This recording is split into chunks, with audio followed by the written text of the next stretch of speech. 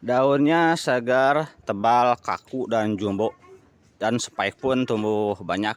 Dan ini tidak terhambat pertumbuhan daunnya walaupun spike cukup banyak. Ini ada 3 spike dalam satu pohon. Dan ini real.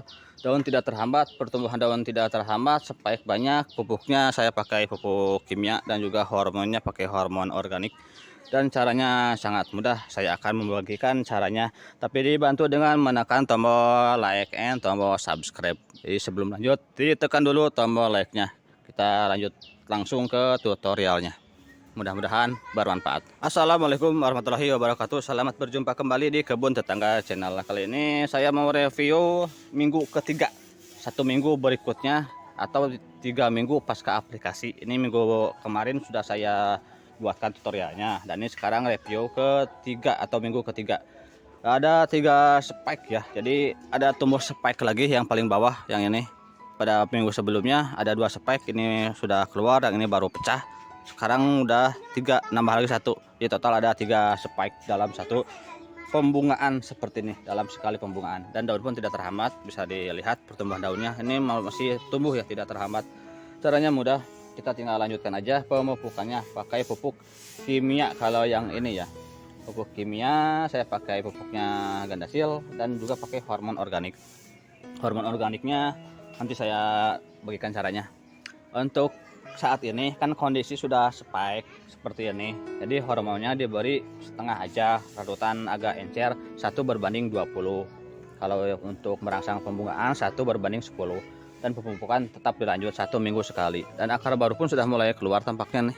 Nah, ini akar baru. Kalau ini akar, soalnya dari samping seperti ini. Ini pasti akar fix akar. Kita lanjutkan aja ya ke pemupukannya, ke cara meracik pupuk ininya dan cara pemupukannya. Pupuk kimia yang biasa saya gunakan, saya memakai Gandasil. Jika tidak ada ini, pakai merek lain tidak apa-apa. Yang penting untuk ya, anggrek ya, yang biasa digunakan untuk anggrek.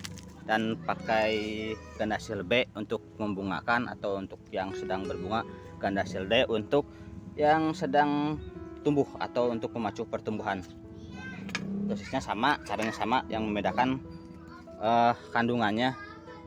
Yang ini Gandasil B, dia mempunyai unsur hara, nitrogen 6%, fosfor 20%, dan kalium 30%. Jadi pakai merek yang lain juga tidak masalah, yang penting menyerupai atau mirip dengan komposisi ini. Caranya, siapkan air bersih 5 liter dan pupuknya 1 sendok makan.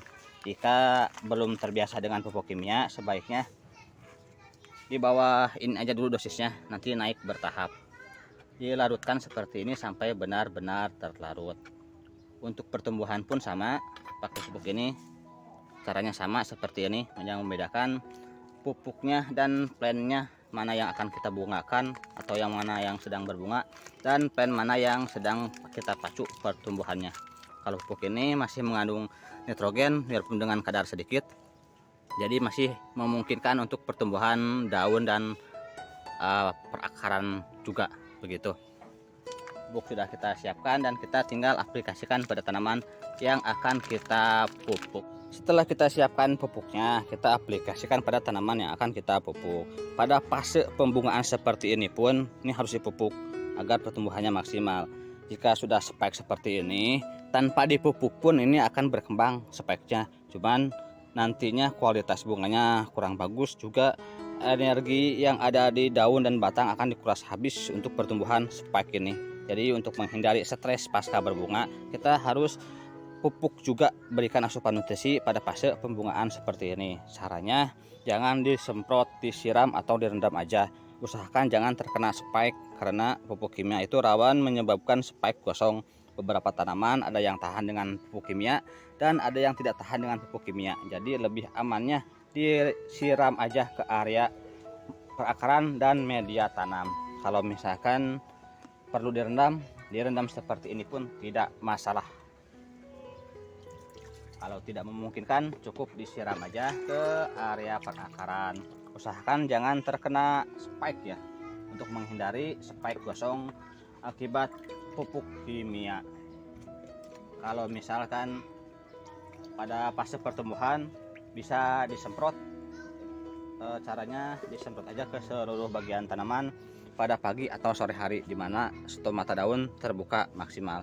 Kalau seperti ini kondisinya, disiram aja ke area perakaran, dan media tanam usahakan sampai benar-benar basah oleh cairan pupuk.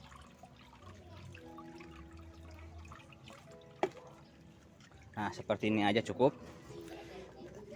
Untuk intervalnya 1 minggu sekali, dan dalam 1 bulan 3 kali dipupuk kimia dan 1 kali tanpa pupuk, dan begitu terus berlanjut.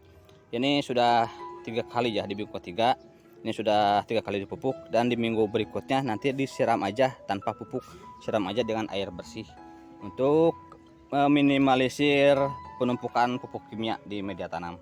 Dan di minggu berikutnya kita ulangi dengan siklus yang tadi, 3 kali dipupuk, 1 kali tanpa pupuk. Untuk aplikasi hormonnya, hormon organik ya, kita pakai konsentrasi rendah 1:20, dan disemprotkan secara merata ke semua bagian tanaman seperti ini. Usahakan bagian bawah daun juga terkena hormon ini. Kenapa harus pakai pupuk? Karena ini hormon organik. Hormon itu zat kimia, senyawa kimia non nutrien, jadi bukan unsur hara, makanya harus ditunjang juga dengan pupuk. Ini bisa membantu mempercepat pembelahan sel dan juga penyerapan unsur hara lebih bagus.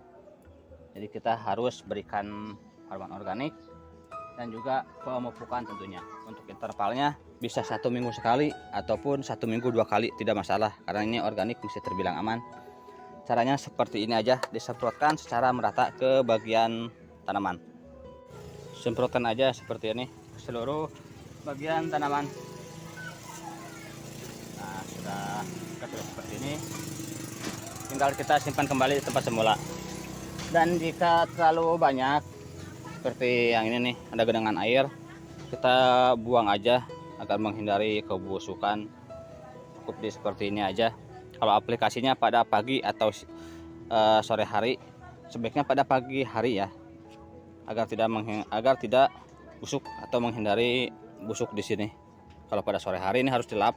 Kalau pada pagi hari aplikasinya tidak apa-apa, begini aja cukup, tinggal disimpan lagi. Nanti juga dia kering, karena pada siang harinya suhu cukup panas, nah ini bisa nguap, tidak masalah. Seperti ini aja. Oke, tinggal disimpan ke tempat semula. Ini hormon organik yang biasa saya pakai. Ini bahannya dari bawang merah dan kecambah atau toge, kecambah kacang hijau ya. 5 siung bawang merah dan 1 genggam kecambah di blender, kemudian dimasukkan ke wadah, diberi air bersih 1 liter, dan juga bakteri dekomposer PM4, dan ditambahkan juga molase atau tetes tebu.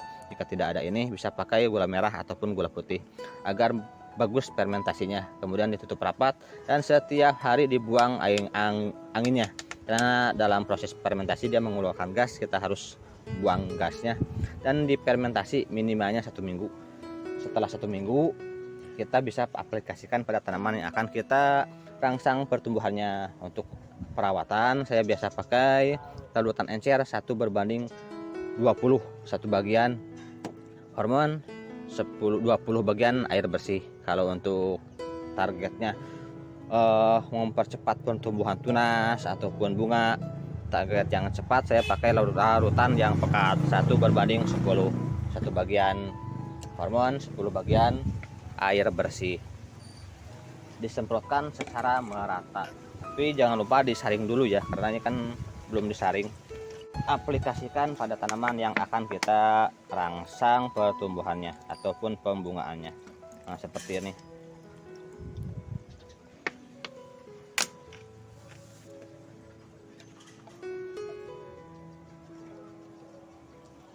Kita masukkan aja ke sini, tinggal disemprotkan pada pagi atau sore hari, jangan pada siang hari, kurang efektif, karena pada sore dan pagi hari stomata daun tuh terbuka maksimal, jadi hormonnya bisa meresap sempurna. Untuk penempatan Phalaenopsis, dia nyamannya di 60% cahaya matahari, jadi kondisinya atau tempatnya disesuaikan aja, dan kebutuhan udara atau sirkulasi udara itu mutlak sangat perlu untuk anggrek ini. Jika kurang sirkulasi udara ini rentan busuk dan pertumbuhannya pun kurang bagus karena habitat aslinya dia menempel di pohon. Atau untuk ini tipenya anggrek epipit, jadi sirkulasi udara harus bagus. Kalau tempatnya kurang berangin, usahakan agak jarang penempatannya ya, jangan terlalu rapat dengan tanaman yang lain agar sirkulasi udaranya lebih bagus.